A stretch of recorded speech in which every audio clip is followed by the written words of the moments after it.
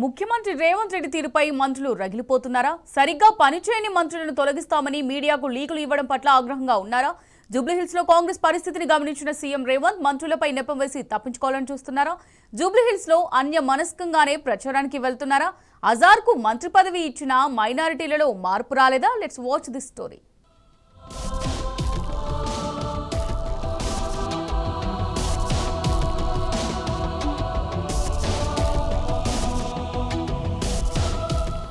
జూబ్లీహిల్స్ ఉప ఎన్నికలో కాంగ్రెస్ గెలుపు కోసం నానా తంటాలు పడుతోంది.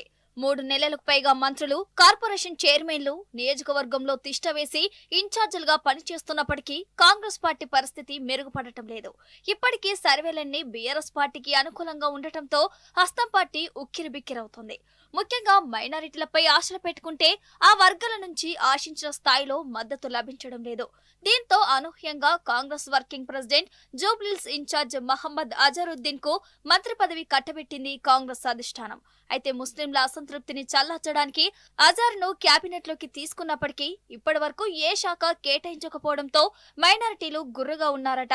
గత కేసీఆర్ ప్రభుత్వం బీఆర్ఎస్ నేత మహమూద్ అలీకి ఉప ముఖ్యమంత్రి పదవితో పాటు కీలక శాఖలు అప్పగించారని గుర్తు చేస్తున్నారు. కానీ అజరుద్దీన్ కు ప్రాధాన్యత లేని శాఖలు ఇచ్చి కాంగ్రెస్ చేతులు దులుపుకోవాలని చూస్తోందన్న విమర్శలు ఉన్నాయి. అయితే అజార్ కు హోంశాఖ ఇవ్వాలని సీఎం రేవంత్ పై ఢిల్లీ పెద్దలు ఒత్తిడి చేస్తున్నారట. అది గమనించిన రేవంత్ రెడ్డి అజరుద్దీన్ కు కీలక శాఖ ఇవ్వకుండా అడ్డుకుంటున్నారని టాక్. దీంతో కేవలం జూబ్లీహిల్స్ లో ఓట్ల కోసమే మైనారిటీలకు మంత్రి పదవి ఇచ్చారన్న చర్చ ఆ వర్గంలో జోరుగా సాగుతోంది.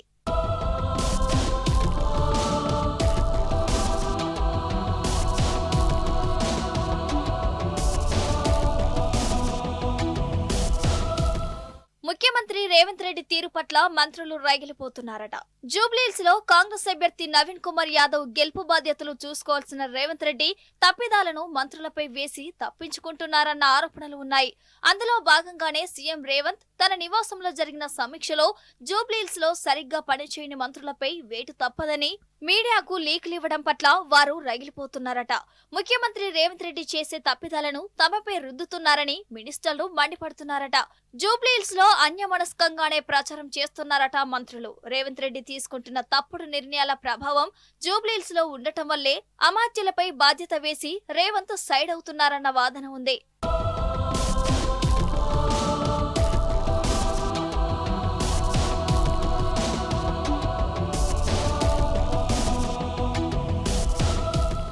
జూబ్లీ సర్వేలన్నీ బీఆర్ఎస్ పార్టీకి అనుకూలంగా ఉన్నాయి. ముఖ్యమంత్రి రేవంత్ రెడ్డి రోడ్ షో తర్వాత కూడా కాంగ్రెస్ పార్టీ గ్రాఫ్ పెరగడం లేదు.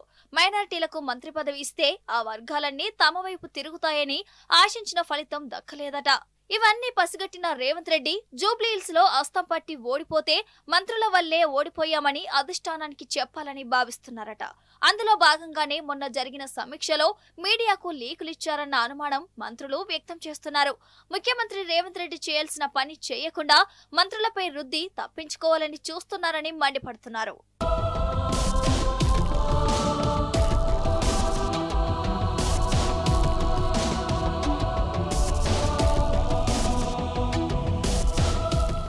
చేవెళ్ల బస్సు ప్రమాద ఘటనలో క్షతగాత్రులను, మృతుల కుటుంబాలను సీఎం రేవంత్ రెడ్డి పరామర్శించకపోవడం విమర్శలకు తావిస్తోంది. ఈ ప్రభావం జూబ్లీహిల్స్ ఉప ఎన్నికపై పడే ప్రమాదం ఉందన్న ఆందోళన మంత్రులలో నెలకొందట. మరోవైపు సమీక్షల పేరుతో ప్రచారంలో తిరగకుండా సీఎం రేవంత్ రెడ్డి, పీసీసీ అధ్యక్షుడు మహేష్ కుమార్ గౌడ్ కాలయాపన చేస్తున్నారన్న ఆరోపణలు కూడా ఉన్నాయి. ఇలాంటి తప్పులు చేసి ఓడిపోతే మంత్రుల బాధ్యత, గెలిస్తే క్రెడిట్ తనదని అధిష్టానంతో చెప్పుకునేందుకు రేవంత్ ఆరాటపడుతున్నారని మినిస్టర్లు ఆగ్రహం వ్యక్తం చేస్తున్నారట. కాగా జూబ్లీహిల్స్ లో కాంగ్రెస్ పార్టీ గెలుపు కోసం చేసే ప్రయత్నం కంటే ఓడిపోతే ఎలాగన్న దానిపైనే హస్తం నేతలు ఫోకస్ పెట్టారన్న వాదన వినిపిస్తోంది. మరి జూబ్లీహిల్స్ పరిణామాలతో అధికార పార్టీలో ఎలాంటి మలుపులు తిరుగుతాయో చూడాలి.